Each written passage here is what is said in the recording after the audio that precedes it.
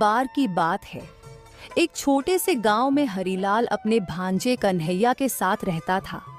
दोनों का इस दुनिया में एक दूसरे के अलावा कोई नहीं था। दोनों मामा भांजे साथ रहा करते थे। कन्हैया के माँ बाप भी गुजर चुके थे और हरीलाल की पत्नी भी गुजर चुकी थी। उसकी कोई संतान नहीं थी। अरे कन्हैया उठो, मैंने चाय बना दी है। जल्दी से हाथ मुंह धो और चाय पी लो। काम पर भी तो जाना है ना, देरी हो रही है। उठो जल्दी से। अरे मामा, वह काम भी क्या काम है। दिन भर मजदूरी करता हूं, फिर भी थोड़ी सी ही मजूरी मिलती है। मुझे उस जमींदार के पास जाकर काम करना बिल्कुल भी अच्छा नहीं लगता। ऊपर से वह जमींदार कितना मुंहफट और बदतमीज है, सीधा मुंह पर गाली देता है। काश मामा, अगर मेरे पास खुद की जमीन होती और मैं उसमें इतनी मेहनत करता तो आज मैं कहां का कहां होता। आज हमारे पास बहुत धन होता। दिन में सपने देखना बंद करो कन्हैया। हमारे पास कोई जमीन नहीं है और न ही जमीन खरीदने के पैसे हैं। अरे हम तो जैसे तैसे अपना गुजारा कर पाते हैं, वही बड़ी बात है। इस उम्र में तो मुझसे कोई काम होने से रहा, फिर भी मैं लकड़ियां बेचकर थोड़े बहुत तो पैसे लाता हूं ना। तुम तो जवान हो, कोई भी काम कर सकते हो। कन्हैया, तुम कब तक ऐसे ही मजदूरी करते रहोगे? मेरा क्या है, मैं आज हूं कल नहीं, लेकिन तुम्हें अभी बहुत जीना है। अगर तुम जीवन में कुछ करना चाहते हो, कुछ बनना चाहते हो, तो मुझे लगता है तुम्हें शहर जाकर कोई काम ढूंढ लेना चाहिए। अरे मामा, शहर में पढ़े लिखे लोग जाते हैं, मैं तो अंगूठा छाप हूं। मैं पढ़ा लिखा थोड़ी हूं जो शहर में जाकर नौकरी करूंगा। मुझ जैसे अनपढ़ को कौन नौकरी देगा। काश मैं पढ़ा लिखा होता तो आज मैं शहर में रह रहा होता। और मामा, मैं तुम्हें भी अपने साथ ही रखता। तुम्हें लकड़ियां बेचने की कोई जरूरत ही नहीं पड़ती। मामा, एक बात बताओ, मेरे पिताजी तो जमीन बेचकर खा गए थे, पियक्कड़ जो थे। उन्होंने मेरे लिए कुछ भी नहीं छोड़ा। लेकिन मामा, आपने जमीन क्यों बेच दी? थोड़ी तो जमीन अपने लिए रख लेते। अब देखो क्या दिन देखने पड़ रहे हैं। अरे कन्हैया, हम दोनों के नसीब में शायद जमीन थी ही नहीं। तुम्हारे मामी के इलाज में मेरी जमीन घर दोनों बिक गए। मैंने दोनों भी जमींदार के पास गिरवी रखे थे, लेकिन तुम्हारे मामी के इलाज में इतने पैसे खर्च हो गए कि इतने पैसे लौटाना मेरे बस की बात नहीं थी। फिर जमींदार ने मेरे घर और जमीन पर कब्जा कर लिया। पैसे भी गए, जमीन भी गई, घर भी गया। और तो और मेरी किस्मत तो देखो, तुम्हारी मामी को भी ना बचा सका, वह भी गई। हम दोनों की ही किस्मत फूटी है। जाने दो, छोड़ो। तुम भी क्या पुरानी बात लेकर बैठ गए। अब जो है सो है, जैसे ऊपर वाले की मर्जी होगी वैसे जिएंगे। चल अब उठ, देरी हो रही है। मैं अभी लकड़ियां काटने जा रहा हूं। तुम चाय नाश्ता कर लो और जमींदार के यहां चले जाना। मामा, उस जमींदार का नाम सुनता हूं ना तो मेरा खून खोलने लगता है, लेकिन मजबूरन जाना पड़ता है। सुबह सुबह उस नासपिटे का मुंह देखना पड़ता है, और वो भी नासपिटा कहीं का। सुबह सुबह बहुत सुनाता है, सीधे मुंह तो कभी बात भी नहीं करता।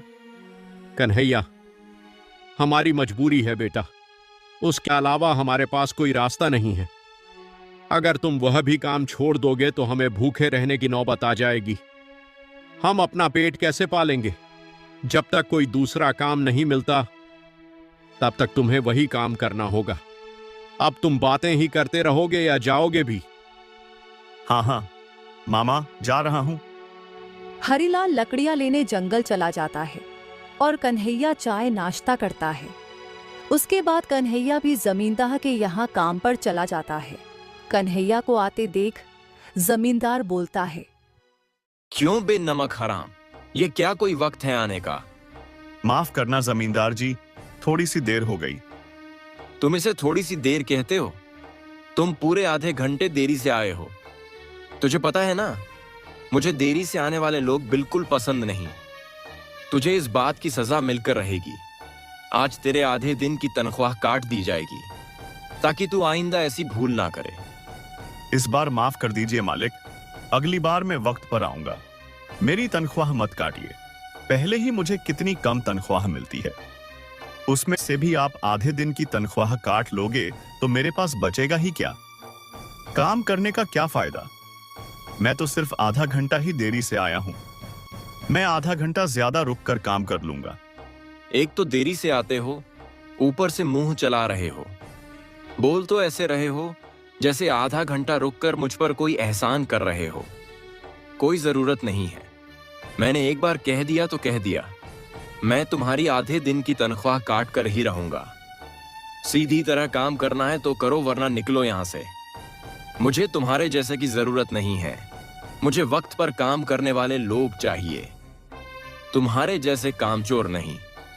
ये सारी बातें सुन कन्हैया को बहुत गुस्सा आता है, लेकिन वह कुछ बोल नहीं पाता और अपने काम पर लग जाता है।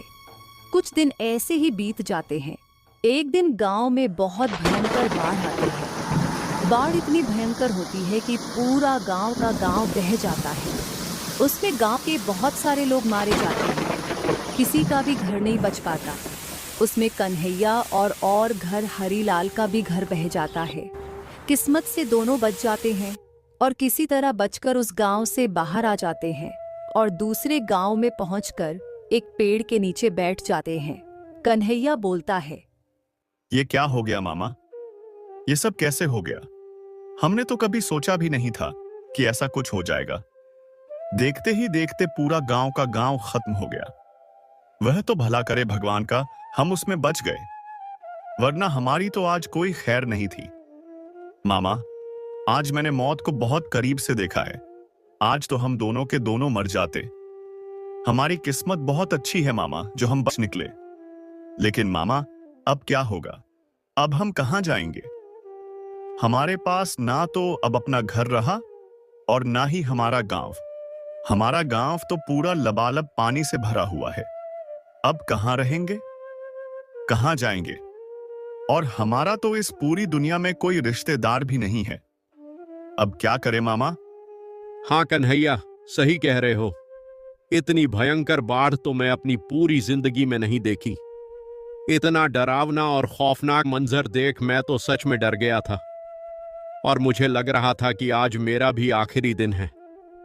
अब मैं नहीं बच पाऊंगा, पर ऊपर वाले ने हमें बचा ही लिया। और अब देखते हैं, अगर ऊपर वाले ने हम जीवन दान दिया है तो ऊपर वाला ही हमें आगे का रास्ता दिखाएगा। हमें कुछ दिनों के लिए कहीं और गुजारा करना ही होगा, क्योंकि कुछ दिनों तक हमारे गांव में पानी तो ऐसा ही रहेगा। जब तक ठीक नहीं हो जाता हमें दूसरी जगह ढूंढनी होगी। कन्हैया, वैसे भी थोड़ी देर में रात हो जाएगी। हमें कोई ना कोई रहने के लिए ठिकाना ढूंढना पड़ेगा, और इस गांव में हमारा कोई जान पहचान वाला तो है नहीं। किसे मदद मांगेंगे? और वैसे भी हमारी मदद कौन करेगा? कोई हमें रहने के लिए जगह नहीं देगा, और अनजान लोगों को कोई अपने घर में नहीं रखता। लोग हमें चोर समझकर भगा देंगे, और यहां बैठे रहने से भी कोई फायदा नहीं होने वाला। चलो चलकर देखते हैं, कोई जगह मिल जाए। यही सोचकर दोनों वहां से निकल जाते हैं और रहने के लिए जगह ढूंढने लगते हैं। तभी उन्हें एक पुरानी झोपड़ी दिखाई देती है। देख कन्हैया, ऊपर वाले ने हमारी सुन ली। मुझे लगता है यहां सालों से कोई नहीं रहता। ये जगह हमारे लिए सही रहेगी। थोड़ी सी गंदी है, पर हम इसे साफ कर लेंगे और हम इसे रहने लायक बना लेंगे। जब तक हमारा गांव ठीक नहीं हो जाता हम यहीं रह लेते हैं। मामा, रहने का इंतजाम तो हो गया, लेकिन मुझे तो भूख भी बहुत लगी है। अब खाने का क्या? थोड़ा सब्र कर कन्हैया, जान बची तो लाखों पाए। खाने का क्या है? अगर ऊपर वाले ने रहने का इंतजाम कर दिया है तो खाने का भी कर ही देगा। थोड़ा सब्र कर। तुझे नहीं लगता हमारी जान बच गई? इससे ज्यादा जरूरी और क्या हो सकता है? आज के दिन तो हमें भूखे पेट ही सोना पड़ेगा। कल देखते हैं, अगर कुछ हो पाए तो। इस गांव में अगर थोड़ा बहुत भी कहीं काम मिल गया तो खाने का भी इंतजाम हो ही जाएगा। हाँ मामा, वह भी है। आप सही कह रहे हो। मैं भी कल इस गांव में निकलकर देखता हूं। अगर किसी के पास कोई काम हो तो कर लूंगा। फिर दूसरे दिन कन्हैया और हरीलाल गांव में काम की तलाश में निकल पड़ते हैं। नमस्ते सेठ जी, मेरा नाम हरीलाल है। हम दोनों चंदनपुर गांव से आए हैं। हम दोनों के पास रहने का कोई ठिकाना नहीं था। हम आप ही के गांव में बाहर एक छोटी सी झोपड़ी है, वहां रह रहे हैं। हम दोनों बहुत परेशानी में हैं। हमारे गांव में बहुत भयंकर बाढ़ आई थी, जिसमें हमारा पूरा का पूरा गांव बह चुका है। किस्मत से हम दोनों बच निकले, लेकिन सेठ जी, दोनों के पास कुछ भी नहीं बचा है। हम दोनों कल से भूखे हैं, पेट में अन्न का दाना तक नहीं है। आपसे गुजारिश है कि हम दोनों को कोई काम दे दीजिए, ताकि हम काम करके अपना गुजारा कर सके। तुम दोनों के साथ तो बहुत बुरा हुआ, लेकिन हीरालाल, तुम्हारी उम्र तो देखो। मैं तुम्हें कैसे काम दे सकता हूं? इस उम्र में तुमसे क्या काम होने वाला है? लेकिन हाँ, मैं इस लड़के को काम दे सकता हूं। यह लड़का तुम्हारा कौन है और इसका नाम क्या है? सेठ जी, ये मेरा भांजा है। इसका नाम कन्हैया है। बहुत मेहनती है। आप अगर इस काम दे रहे हो तो भी आपकी बड़ी मेहरबानी होगी, क्योंकि हम दोनों को काम की बहुत जरूरत है। अच्छा ठीक है।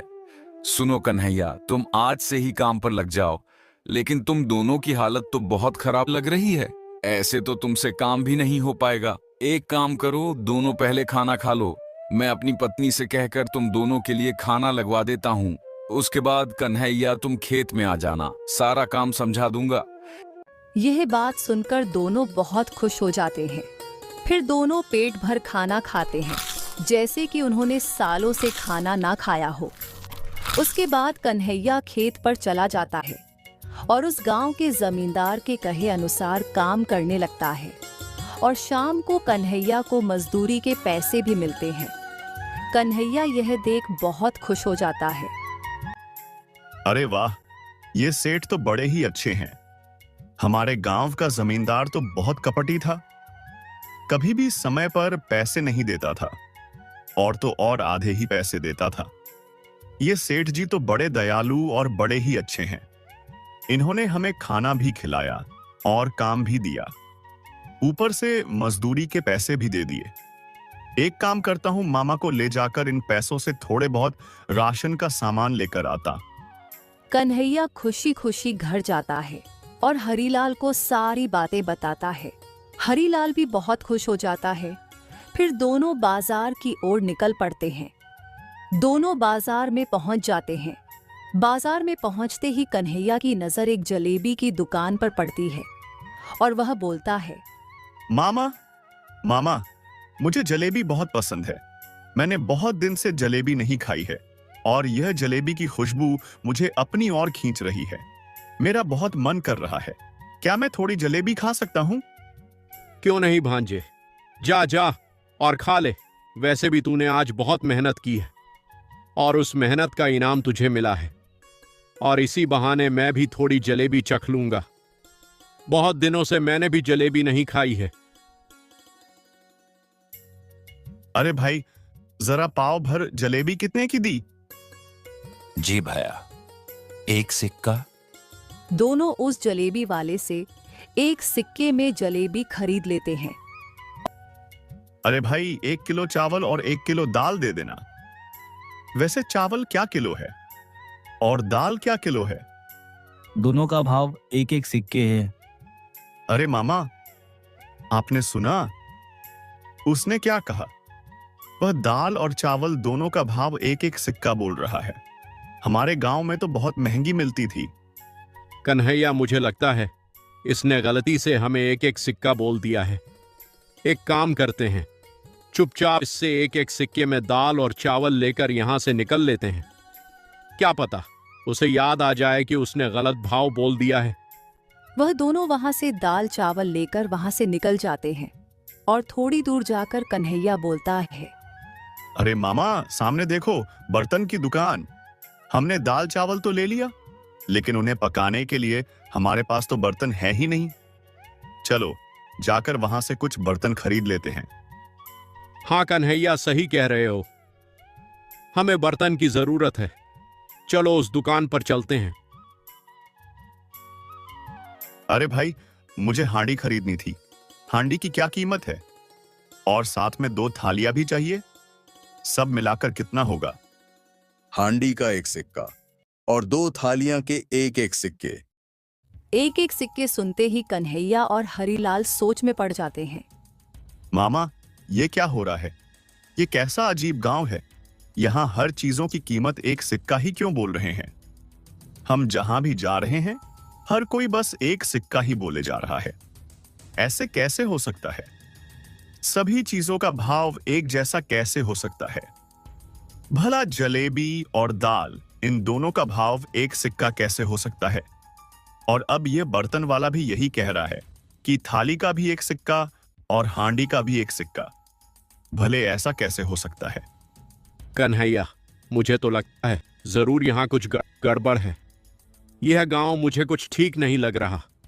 एक काम करते हैं, इससे बर्तन खरीद लेते हैं और जाकर और चीजों के दाम भी पता करते हैं। दोनों उस बर्तन वाले से बर्तन लेकर एक फल की दुकान पर जाकर खड़े हो जाते हैं और बोलते हैं, अरे भाई, ये फल कैसे दिए? 1 सिक्का किलो। कन्हैया और हरीलाल का सिर चकरा जाता है और कन्हैया बोलता है, मामा, ये यहाँ क्या हो रहा है? यहाँ सारे लोग एक ही सिक्का क्यों बोल रहे हैं? सब सामान का भाव एक जैसा कैसे हो सकता है? और इतना सस्ता, और इतनी सस्ती चीज तो हमने कभी नहीं देखी। एक काम करते हैं मामा, क्यों ना हम इस बार किसी सोनार के पास जाकर सोने का भाव पूछे। क्या पता वह भी 1 सिक्का बोल दे। हाँ कन्हैया, तुम ठीक कह रहे हो।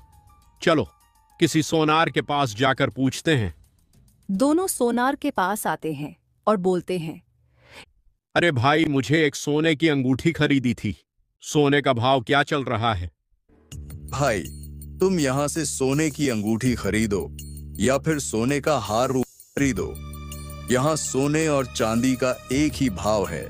तुम जो भी खरीदोगे उसका तुम्हें 1 सिक्का देना पड़ेगा। अरे भाई, तुम यह क्या कह रहे हो? सोने और चांदी का भला एक भाव कैसे हो सकता है? और अब अभी हम बाजार से आ रहे हैं, सारी की सारी चीज 1 सिक्के में मिल रही है। यह कैसे हो सकता है? हमने इससे पहले ऐसा कभी नहीं देखा कि हर चीज का एक भाव हो। हमने जिलेबी खरीदी, वह भी हमें 1 सिक्के में मिली, और तुम तो सोना बेच रहे हो। सोने और जलेबी का भाव एक जैसा कैसे हो सकता है? क्या तुम्हें इससे कोई नुकसान नहीं होता? तुम सारे व्यापारी एक ही भाव लगाकर क्यों बैठे हो? यह अजीब बात है। अरे भैया, तुम यहाँ नए आए हो क्या? क्या तुम्हें नहीं पता? यहाँ सारी चीज 1 सिक्के में ही मिलती है। लेकिन ऐसा क्यों? ऐसा कैसे हो सकता है?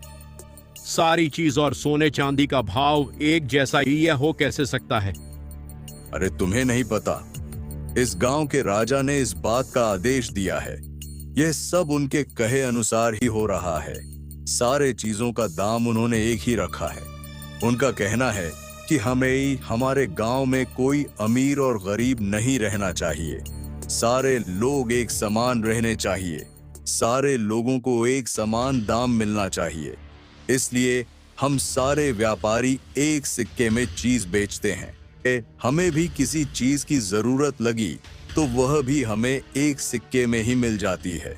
यह वह हमारे राजा का हुक्म है, और जो कोई भी उनके आदेश के खिलाफ जाएगा और 1 सिक्के से कम या ज्यादा भाव में बेचेगा तो राजा उसे सूली पर चढ़ा देगा। अगर इसमें रहना है तो तुम्हें भी ये सारी चीज माननी ही होगी, और तुम यहाँ की चीज कहीं और जाकर बेच नहीं सकते। यह भी उनके आदेश के खिलाफ है। अगर तुम ऐसा करते हो तो भी तुम्हें सूली पर चढ़ा दिया जाएगा। यह सुनकर हरीलाल और कन्हैया दोनों का सर घूम जाता है। दोनों ये सारी बातें सुन बहुत गहरी सोच में पड़ जाते हैं और वहां से निकल आते हैं।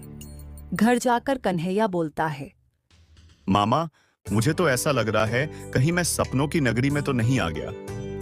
यह सब कुछ एक सपने जैसा है। सारे चीजों के दाम एक जैसे। सोचो मामा, इतना सस्ते में अगर गुजारा हो जाएगा तो हमें तो ज्यादा काम करने की जरूरत ही नहीं पड़ेगी। सारा कुछ एक सिक्के में मिल जाता है। इसका मतलब अगर मैं घर भी खरीद लूंगा तो भी मुझे एक सिक्के में ही मिल जाएगा। सोना चांदी भी लूंगा तो भी एक सिक्के में मिल जाएगा। मामा, मुझे लगता है हमारे लिए यह जगह बहुत अच्छी है। यह तो एक सपने जैसा है। हम सब कुछ ले सकते हैं, एक ऐश और आराम की जिंदगी जी सकते हैं और हमें ज्यादा मेहनत करने की जरूरत ही नहीं पड़ेगी, क्योंकि सारा कुछ एक सिक्के में जो मिल जाएगा। हम तो भरपेट खाना खा सकते हैं। मुझे तो यकीन ही नहीं हो रहा मामा, सचमुच ऐसा लग रहा है जैसे मैं सपने में हूं। अब हमारी तो ऐश ही ऐश है मामा। हम तो बेकार में ही परेशान हो रहे थे कि हमारा गुजारा कैसे होगा। यहाँ तो हमारा बहुत आसानी से गुजरा हो जाएगा। नहीं कन्हैया, तुम गलत सोच रहे हो। यह सही नहीं है। सारे चीजों के दाम एक जैसा होना सही नहीं है। यहाँ बहुत बड़ी गड़बड़ है। मुझे तो लगता है इनका राजा कोई पगलेट है। जिस गांव में ऐसा पागल राजा हो, उस गांव में कुछ भी हो सकता है, क्योंकि वह राजा कभी न्याय नहीं करेगा। उसे न्याय क्या होता है इस बात का पता ही नहीं होगा। अगर पता होता तो सारी चीजों का दाम एक जैसे नहीं रखता। यहाँ बेकसूर को भी उसका सजा हो सकती है, क्योंकि उस राजा के नजर में बेकसूर और गुनहगार दोनों एक समान ही होंगे, क्योंकि वह सबको एक समान ही देख रहा है। यहाँ रहेंगे तो हम एक दिन बहुत बड़ी मुसीबत में फंस जाएंगे। कन्हैया, जो जैसा दिखता है वैसा होता नहीं। यह भले ही तुम्हें दिखने में और सोचने में अच्छा लग रहा है, लेकिन यह बहुत खतरनाक है। हमें ऐसे गांव में नहीं रहना चाहिए। यहाँ कभी भी कुछ भी हो सकता है। ये जगह हमारे लिए ठीक नहीं। हमें इस गांव से फौरन निकल जाना चाहिए। अरे मामा, तुम्हें हो क्या गया है? सठिया गए हो क्या? एक तो इतनी सस्ते में चीज मिल रही है, हमारी तो ऐश हो जाएगी, और तुम बेफालतू की बातें किए जा रहे हो। ऐसा कुछ नहीं है। तुम ये सब सोचना बंद करो। और यह राजा तो बहुत ही अच्छा है, सबको एक समान देखता है। उसके लिए कोई अमीर नहीं, कोई गरीब नहीं। इससे अच्छी बात और क्या हो सकती है? मुझे तो लगता है सारे राज्य में यही राजा होना चाहिए। सब राजा को यही सोच रखनी चाहिए। कोई गरीब नहीं, कोई अमीर नहीं। यहां तो भेदभाव का कोई सवाल ही पैदा नहीं होता। ये कितनी अच्छी बात है। तुम ये भी तो सोचो, यहाँ का गरीब भी जो चाहे वह खरीद सकता है। हम भी अमीरों जैसी जिंदगी जी सकते हैं, वह भी बहुत सस्ते में। हमें यही रहना चाहिए। नहीं कन्हैया, मैंने कहा ना, जो दिख रहा है वह वैसा नहीं है। यह बहुत खतरनाक है। तुम समझ नहीं पा रहे हो। तुम बस सस्ती चीज देख रहे हो, लेकिन इन सस्ती चीजें के लालच में सब एक दिन बहुत बड़ी मुसीबत में फंस जाएंगे, क्योंकि यहाँ का राजा कभी भी कुछ भी कर सकता है। तुम मेरी बात मानो, चलो यहाँ से। यहाँ रुकना सही नहीं। नहीं मामा, मैं यहाँ से कहीं नहीं जाऊंगा। एक तो इतने दिनों बाद मुझे इतना अच्छा और भरपेट खाने को मिला है, ऊपर से सारी चीज कितनी सस्ती है।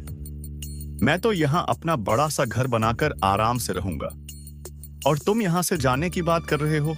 मैं यहाँ से कहीं नहीं जाऊंगा। मुझे एक ऐश और आराम की जिंदगी जीनी है, जो यहाँ रहकर ही मुमकिन है। वैसे भी मैं सालों से काम कर कर थक गया हूं, और यहाँ बहुत कम पैसों में भी काम चल जाता है, और एक ऐश और आराम की जिंदगी भी मिल जाती है। उसके लिए ज्यादा पैसों की जरूरत भी नहीं। और तुम चाहते हो कि इतनी अच्छी जिंदगी छोड़कर हम यहाँ से चले जाएं? मामा, मैं यहाँ से बिल्कुल नहीं जाऊंगा। अगर तुम्हें जाना है तो तुम जा सकते हो। कन्हैया, तुम मेरी बात क्यों नहीं समझ रहे? मैंने कहा ना, यह जगह हमारे लिए ठीक नहीं है। मैं यहाँ से जा रहा हूं, और तुम भी मेरे साथ जा रहे हो। मैंने कह दिया सो कह दिया। हम हमारे पुराने गांव में ही वापस जाएंगे। अब तक वहां सब कुछ ठीक हो गया होगा। जैसे तैसे अपना घर ठीक कर लेंगे और वही रहेंगे। हमारे पास अभी थोड़े सिक्के बच्चे हैं। हम उन सिक्कों से वहां गुजारा कर लेंगे और कोई और काम भी देख लेंगे। मामा, मैंने भी कह दिया, मैं इस जगह को छोड़कर कहीं नहीं जाऊंगा। भला इतनी अच्छी जगह मुझे और कहां मिल सकती है? मैं तो यही रहना पसंद करूंगा। अगर तुम्हें जाना है तो तुम चले जाओ, मैं नहीं आ रहा। और मुझे अच्छे से पता है तुम घूम फिरकर वापस यही आने वाले हो, क्योंकि वहां तो कुछ नहीं रहा और मुझे नहीं लगता इस गांव से अच्छी जिंदगी मुझे कहीं और मिल सकती है। उस गांव ने मुझे कुछ नहीं दिया, लेकिन यह गांव मुझे बहुत कुछ देगा। ठीक है, अब मैं तुम्हें नहीं समझाऊंगा, मैं जा रहा हूं। लेकिन मेरी एक बात याद रखना, तुम एक दिन बहुत बुरे फंसोगे। तब तुम्हें समझ आएगा कि मैं तुम्हें क्या समझाने की कोशिश कर रहा था। तब तुम्हें मेरी याद आएगी। अभी तुम अंधे हो चुके हो, तुम्हें ऐश और आराम के अलावा कुछ नहीं दिखाई दे रहा, लेकिन यही ऐश और आराम की जिंदगी एक दिन तुम्हें ले डूबेगी। ऐसा कहकर हरीलाल वहां से अपने पुराने गांव की ओर निकल पड़ता है। हरीलाल के जाते ही कन्हैया सोचता है, यह मामा भी ना, लगता है मामा सठिया गया है। इतनी अच्छी जिंदगी छोड़कर जा रहा है, और वह भी उस पुराने गांव, जिस गांव ने हमें कभी कुछ नहीं दिया। वैसे मुझे बुरा तो बहुत लग रहा है कि वह मुझे छोड़कर चले गए, क्योंकि बचपन से इन्होंने ही मुझे संभाला था। लेकिन मैंने तो उन्हें बहुत समझाने की कोशिश की, वही अपनी जिद पर अड़े हुए थे। लेकिन मुझे इस बात का भी यकीन है कि यह मामा लौटकर जरूर आएगा। कन्हैया हरीलाल का इंतजार करता है, लेकिन हरीलाल नहीं लौटता। कुछ दिन ऐसे ही गुजर जाता है। कन्हैया वहां के जमींदार के पास काम करता है और अच्छे खासे पैसे कमाता है। अपने लिए एक बहुत बड़ा मकान बना लेता है और दिन रात अच्छे अच्छे पकवान खाता रहता है। वाह, क्या जिंदगी है मेरी। मैं ऐसे ही सपना देखा करता था, जिसे मैं आज जी रहा हूं। मुझे तो यकीन ही नहीं हो रहा। मैं जो चाहे वह खा सकता हूं, जो चाहे वह खरीद सकता हूं। पता नहीं मामा कैसे जी रहा होगा। अगर आज वह मुझे इस घर में इतने ऐश और आराम से देखता, तो उसे अपने गलती का एहसास होता कि उसने मुझे छोड़कर कितनी बड़ी गलती की है। कोई बात नहीं, कभी ना कभी तो लौट कर आ ही जाएगा। ऐसे ही दिन गुजरते चले जाते हैं। एक दिन राजा के दरबार में सिपाही एक चोर को पकड़ लाते हैं और मंत्री राजा से कहते हैं, महाराज, ये आदमी चोर है। इसने हमारे गांव में चोरी करने की कोशिश की है। इसे एक आदमी ने रंगे हाथ पकड़ा है, जिसका यह सामान चुरा रहा था। अच्छा, तो यह बात है। ये किस आदमी का सामान चुरा रहा था? वह आदमी कौन है जिसे इसने पकड़ा? महाराज, वो आदमी में ही हूँ। मेरा नाम बिरजू है। मैं बाजार में अपने लिए खरीदारी कर रहा था। तभी यह आदमी चुपचाप मेरी थैली उठाकर भागने ही वाला था। तभी मैंने इसे पकड़ लिया। अच्छा, मंत्री जी, तुम क्या मूर्ख हो गए हो क्या? तुमने इस आदमी को क्यों पकड़ा? तुम्हें तो बिरजू को पकड़ना चाहिए था। सारे लोग चौंक जाते हैं। बिरजू कहता है, महाराज, आप यह क्या कह रहे हैं? चोरी मैंने नहीं, इसने की है। फिर मुझे किस बात की सजा? मूर्ख कहीं के, सारी गलती तुम्हारी है। इसमें इस चोर की कोई गलती नहीं। यह चोर तो तुम्हें बताने आया था कि तुम्हें अपनी चीज संभाल कर रखनी चाहिए, क्योंकि वह चीज कभी भी कोई भी चोरी कर सकता है। यह सब तुम्हारी लापरवाही की वजह से हुआ। अगर तुम लापरवाह ऐसा नहीं करते तो तुम्हारी चीज चोरी नहीं होती। यह सब तुम्हारी लापरवाही की वजह से हुआ है। तो हम इस चोर को किस बात की सजा दे? तुम लापरवाह हो, इसलिए तुम्हारे साथ यह सब कुछ हुआ है, और हम हमारे राज्य में यह लापरवाही नहीं चाहते।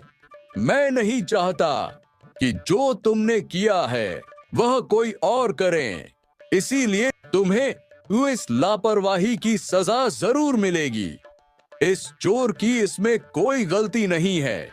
इसने चोरी कर तुम्हें सबक सिखाया है कि आइंदा तुम ऐसी लापरवाही ना करो। मंत्री जी, इस चोर को जाने दो और इस बिरजू को अभी पकड़ के कारागृह में डाल दो। और कल सुबह हम इसे फांसी पर चढ़ा दो, ताकि इसका अंजाम देख हमारे राज्य का कोई आदमी ऐसी लापरवाही ना करे। बिरजू पूरी तरह से घबरा जाता है और कांपने लगता है और बिरजू को कारागृह में डाल देते हैं। और अगली सुबह बिरजू को फांसी के लिए खड़ा किया जाता है और जल्लाद फांसी का फंदा उसके गले में डालता है तो वह बिरजू के गले में ठीक से नहीं बैठता और फिसल कर निकल जाता है।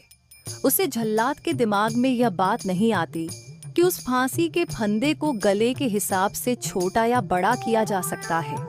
जल्लाद सोच में पड़ जाता है और राजा से कहता है, महाराज, यह तो बहुत गड़बड़ी हो गई। ये फांसी का फंदा तो इसके गले में बैठ ही नहीं रहा। हम इसे फांसी कैसे देंगे? इसको तो इस फंदे में फांसी नहीं लगेगी।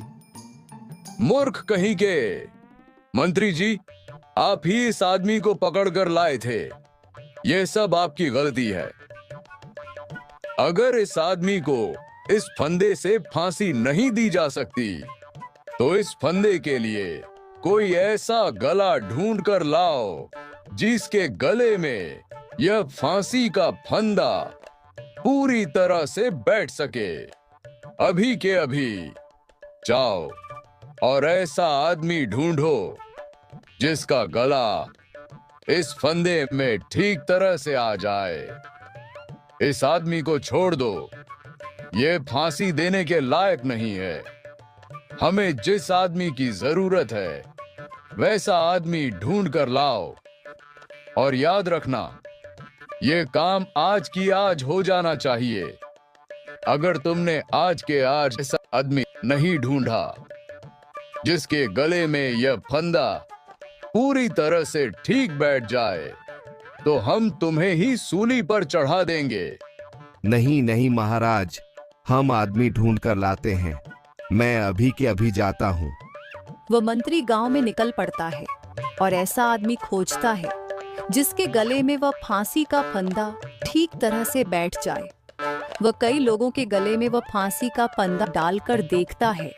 लोग कांपने लगते हैं और जब वह फांसी का फंदा उनके गले में नहीं आता तो उनके जान में जान आती है और वह छूटकर वहां से भाग जाते हैं।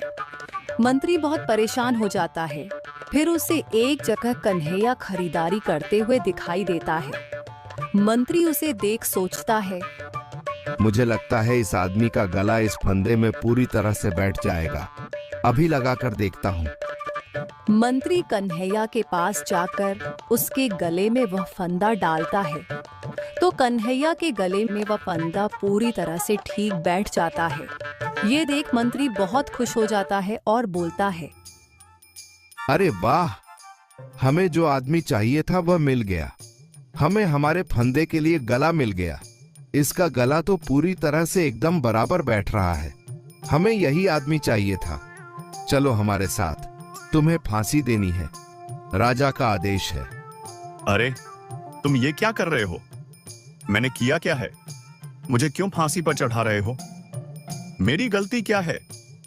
ए मूर्ख लड़के, कोई सवाल जवाब नहीं।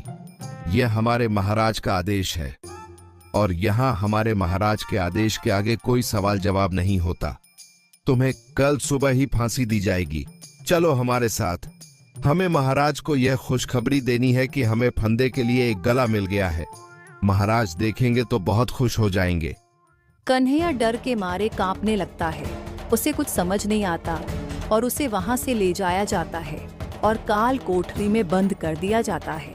दूसरे दिन ही कन्हैया को फांसी होने वाली होती है। कन्हैया उस काल कोठरी में बहुत मिन्नतें करता है, लेकिन उसकी कोई नहीं सुनता।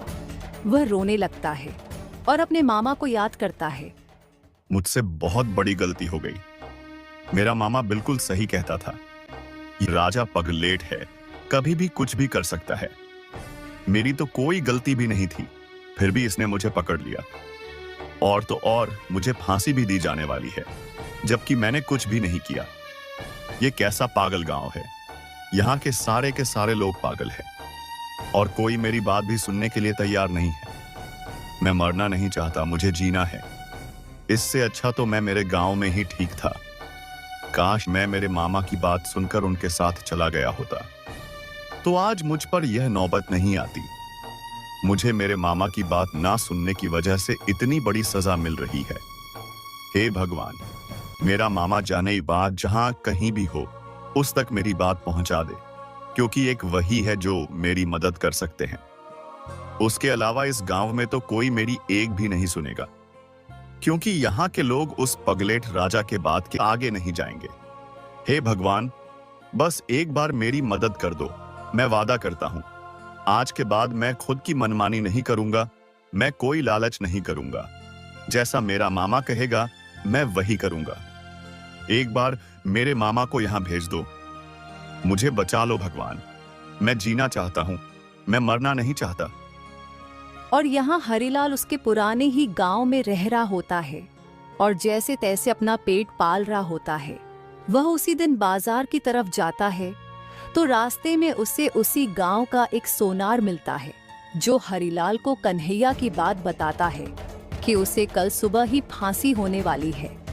यह बात सुनकर हरिलाल बहुत परेशान हो जाता है और फौरन उसे गांव की ओर रवाना हो जाता है। हरिलाल किसी तरह से चोरी छुपे जाकर कन्हैया के पास पहुंच ही जाता है। कन्हैया उसे देख बहुत खुश हो जाता है, मानो उसे जिंदगी की सबसे बड़ी खुशी मिल गई हो। वह अपने मामा को रोते रोते सारी बात बताता है। कन्हैया, मैंने तुम्हें पहले ही कहा था। खैर, अब इन सब बातों का कोई मतलब नहीं। मेरे पास एक बहुत अच्छी तकरीब है। अगर बचना चाहते हो तो चुपचाप वही करो जो मैं बोल रहा हूं। कल सुबह जब तुम्हें फांसी दी जाएगी तब मैं वहां आऊंगा और मैं राजा से यह कहूंगा कि फांसी तुम्हें नहीं, मुझे मिलनी चाहिए। अरे नहीं मामा, मेरे लिए इतनी बड़ी कुर्बानी मत दीजिए। तुम क्या मेरे लिए अपने आप को सूली पर चढ़ा दोगे? नहीं मामा, गलती तुम्हारी नहीं मेरी है। मामा, मैं तुम्हें फांसी पर नहीं चढ़ने दूंगा। अरे बेवकूफ कहीं के, मैं फांसी पर नहीं चढ़ रहा हूं। तुम्हारी गलती की सजा में क्यों भुगतूं? तुम्हें ही ऐश और आराम की जिंदगी चाहिए थी ना, तुम उसी की सजा भुगत रहे हो। मेरी बात ध्यान से सुनो, तुम बीच में कुछ नहीं बोलोगे। मैं बस जितना कह रहा हूं उतना करो। मैं जब राजा को यह कहूंगा तब तुम मेरी बात काटते हुए यह कहना कि तुम्हें ही फांसी चाहिए, और राजा को इस बात के लिए जबरदस्ती करना कि तुम्हें फांसी दी जाए। ये क्या बोलते जा रहे हो मामा? मुझे तो समझ नहीं आ रहा। तुम यहाँ मुझे बचाने आए हो या मरवाने आए हो? ऐसा बोलने से तो वह राजा मुझे तुरंत फांसी पर लटका देगा। मैं मरना नहीं चाहता मामा, मैं जीना चाहता हूं। अरे बेवकूफ कहीं के, तुम्हारे पास तो अक्ल नाम की चीज ही नहीं है। तुम बिल्कुल कम दिमाग हो। मैं जितना बोल रहा हूं उतना करो। कन्हैया को हरिलाल की बातें समझ नहीं आती, लेकिन वह मान जाता है और दूसरे दिन कन्हैया को फांसी के लिए तैयार किया जाता है। उसे फांसी देने ही वाले होते हैं, तभी हरिलाल वहां पर आकर महाराज से कहता है, रुक जाइए महाराज, फांसी इसे नहीं, मुझे चाहिए। ये फांसी रोक दीजिए। तुम कौन हो और तुम फांसी के फंदे पर क्यों चढ़ना चाहते हो? क्या तुम्हें मरने से डर नहीं लगता? महाराज, वो बहुत राज की बात है, मैं आपको नहीं बता सकता। मेरी बस इतनी इच्छा है कि इस समय मुझे फांसी मिलनी चाहिए। आप इसे उस जगह से हटाइए और मुझे फांसी दीजिए। मैं यह फांसी लेना चाहता हूं। फिर कन्हैया बोल पड़ता है, नहीं नहीं महाराज, इस बूढ़े की बात सुनने की कोई जरूरत नहीं है। यह बूढ़ा पगला गया है। मुझे फांसी चाहिए, अब मुझे फांसी दीजिए। नहीं महाराज, अगर आपको लगे तो इस आदमी को बाद में फांसी दीजिएगा, लेकिन अभी इस वक्त मुझे फांसी चाहिए। जल्दी कीजिए, वक्त निकलता जा रहा है, मुझे फांसी पर चढ़ना है। राजा यह सारी बातें सुनकर चौंक जाता है और हरिलाल से पूछता है, तुम दोनों इस फांसी के लिए झगड़ा क्यों कर रहे हो और तुम्हें फांसी क्यों चाहिए? महाराज, वह मैं आपको नहीं बता सकता। वह एक बहुत बड़ी राज की बात है। मूर्ख कहीं के, तुम जानते भी हो तुम किसी से बात कर रहे हो। हम यहाँ के महाराज हैं, तुम्हें हमें वह बात बतानी ही होगी। बताओ, तुम फांसी क्यों लेना चाहते हो? नहीं तो मैं तुम्हें हाथी के नीचे चलवा दूंगा। ठीक है महाराज, मैं आपको सारी बात बताता हूँ। दरअसल बहुत सालों में एक बार ऐसा मुहूर्त आता है।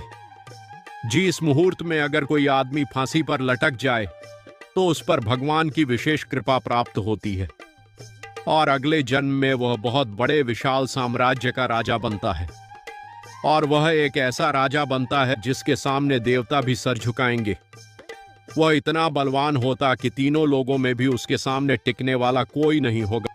महाराज, मैं अभी भिखारी की तरह जिंदगी जी रहा हूं और अगर मैं आज इस वक्त फांसी पर लटक जाता हूं तो मेरा तुरंत ही दूसरा जन्म होगा और उस जन्म में मैं ये जिंदगी जीऊंगा जो मैंने आपको बताया। इसलिए मैं फांसी पर चढ़ना चाहता हूं। मुझे फांसी लगा दीजिए महाराज।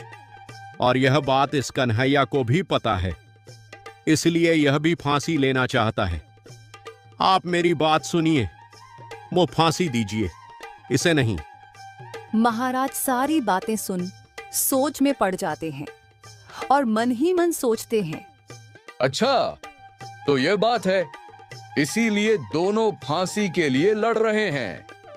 इस बात का अधिकार तो सबसे पहले मुझे मिलना चाहिए, क्योंकि मैं सबसे बड़ा हूं और इस गांव का राजा हूं।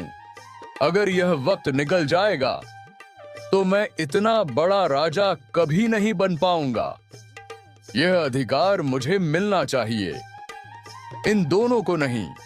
राजा यह सब सोच ही रहा होता है, तभी राजा का मंत्री बोल पड़ता है। महाराज, मेरी आपसे विनती है, मैं भी राजा बनना चाहता हूँ। भले इस जन्म में नहीं बन पाया, लेकिन अगले जन्म में मैं राजा बनना चाहता हूँ, और वह भी आपसे भी बड़ा राजा। महाराज, मेरी आपसे विनती है, आप मुझे फांसी दे दीजिए।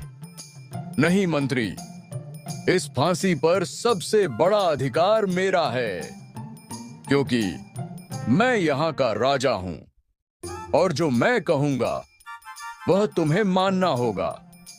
इस फांसी पर कोई नहीं, सिर्फ मैं चढ़ूंगा। मैं तुमसे कह रहा हूं, मुझे फांसी दे दो, यह हमारा आदेश है। महाराज, आप क्या कह रहे हैं? आप तो अभी इस राज्य के राजा ही हो। आपके जाने के बाद यह सारा राज्य कौन संभालेगा? आपका यहाँ रहना जरूरी है। आप मुझे फांसी दे दीजिए। नहीं मंत्री, मैंने कहा ना, इस फांसी पर मेरा अधिकार है और मेरे जाने के बाद तुम यहाँ के राजा बन जाना और इस राज्य की देखभाल तुम जैसा मन करे वैसे करना। राजा बनने की बात सुन मंत्री भी खुश हो जाता है और बोलता है, ठीक है महाराज, जैसा आप कहो। आपके हुक्म के आगे हम सब की कब चली है जो अब चलेगी। हम आपको फांसी देने के लिए तैयार है। फिर राजा कन्हैया को उस जगह से हटाकर खुद फांसी लेने के लिए वहां खड़ा हो जाता है और इसी बात का फायदा उठाकर मौका देखते ही दोनों मामा भांजे वहां से भाग जाते हैं।